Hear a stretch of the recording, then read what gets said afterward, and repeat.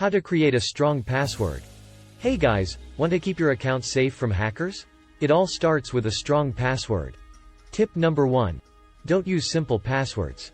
First things first, don't use simple passwords like password or 123,456. Those are the first things hackers will try. Tip number 2. Use a password manager app. One easy way to create and store strong passwords is by using a password manager app. It can generate strong passwords for you and keep them safe. Tip number 3. Use a mix of characters. If you prefer to create your own passwords, use a mix of uppercase and lowercase letters, numbers, and symbols.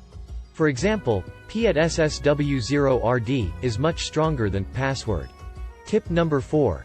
Use a long passphrase. Another option is to use a long passphrase, which is a series of words or phrases. This can be easier to remember and harder to crack. For example, "My dog is the best dog" is a strong passphrase. Stay safe online. That's it for today's video. Remember, a strong password is your first line of defense against hackers.